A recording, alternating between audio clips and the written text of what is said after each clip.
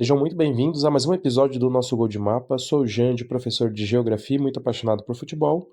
E o episódio de hoje será um especial com a análise da Copa do Mundo de 2026 e o grupo escolhido foi o grupo G, com Bélgica, Egito, Irã e Nova Zelândia. A Bélgica passa por uma fase de menos pressão por conta da grande geração belga e conflitos internos que prejudicaram o ciclo. E um grupo que aparece como a grande favorita conta com pontas velozes e dribladores em um meio criativo. A lateral esquerda avança para o ataque, que pode passar por problemas no momento de defender, e o time em alguns momentos pode jogar com três zagueiros. O time base da seleção belga, treinada pelo francês Rudi Garcia, começa com o goleiro Courtois, do Real Madrid da Espanha, que é um dos melhores goleiros do mundo e um dos poucos remanescentes da grande geração belga. Os dois zagueiros, nós começamos com o De Bast, do Sporting de Portugal, que sofreu com uma lesão recente, então ele vira uma dúvida, e o Theat, do Eintracht Frankfurt da Alemanha, que pode fazer a lateral esquerda, mais defensiva, ou um zagueiro pela esquerda. De Winter, do Milan da Itália, e McKelly, do Clube Brugge, são opções. Nas laterais, pela direita, nós começamos com o Castagne, do Fulham da Inglaterra, que é um lateral que pode jogar nos dois lados e costuma subir menos, e como opção o Meunier, do Lille da França, e pelo lado esquerdo, o De Cuyper, do Brighton da Inglaterra, que é um lateral mais ofensivo, que tenta mais finalizações de longas distâncias, acaba sendo a opção.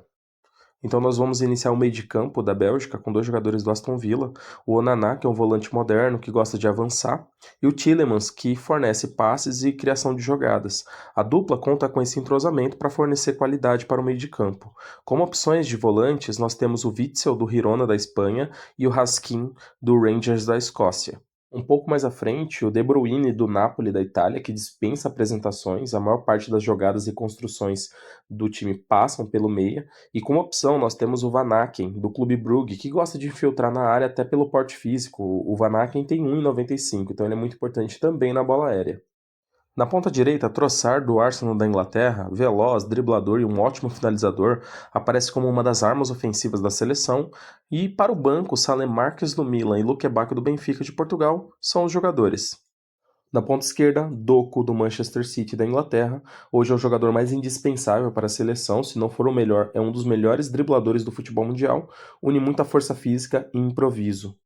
Como centroavante, o De Ketelaere da Atalanta da Itália. O jogador supriu a posição no período sem o titular Lukaku do Napoli, que sofreu uma lesão preocupante, e pode ficar com a vaga como titular. O próprio Lukaku do Napoli da Itália acaba sendo uma opção de banco e Fernandes Pardo do Lille da França aparece como outra boa opção.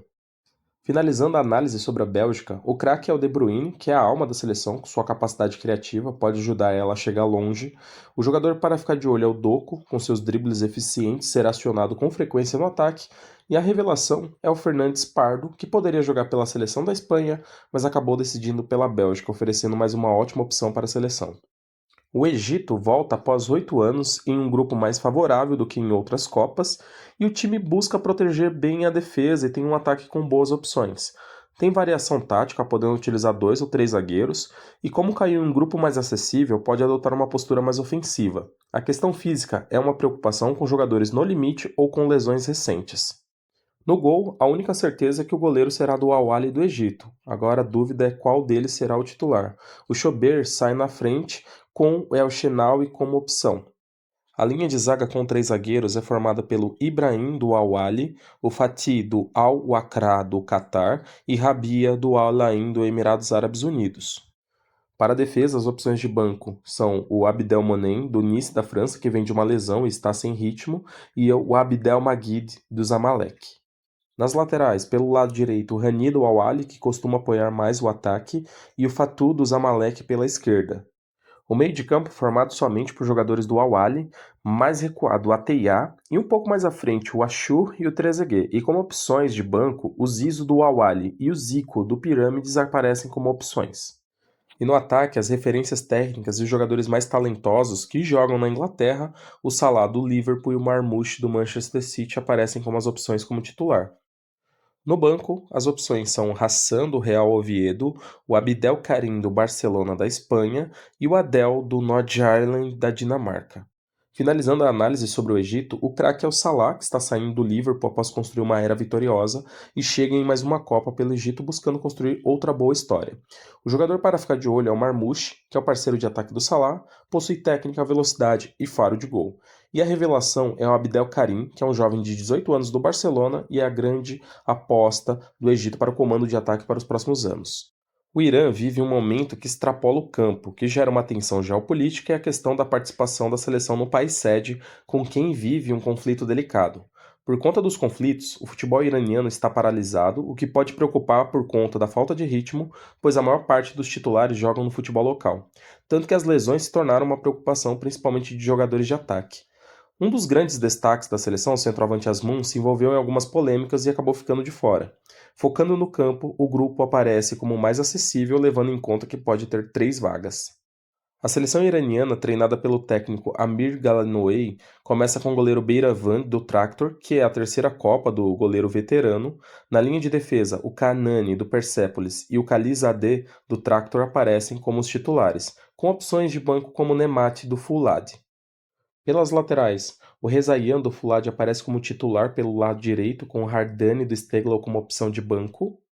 E pela esquerda, o Mohammad do Persepolis é o titular, com o Rajsaf do Sepahan como reserva. Então o gol e a linha de defesa formada somente por jogadores que atuam no futebol iraniano.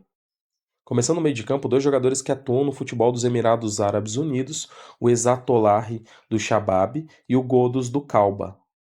Pelo lado direito do meio de campo, o Jahan Bakshi, do Dender da Bélgica, aparece como titular, e pelo lado esquerdo, o Moheb, do Rostov da Rússia, com opção de banco do Gayed, do Al Nassr, do Emirados Árabes Unidos.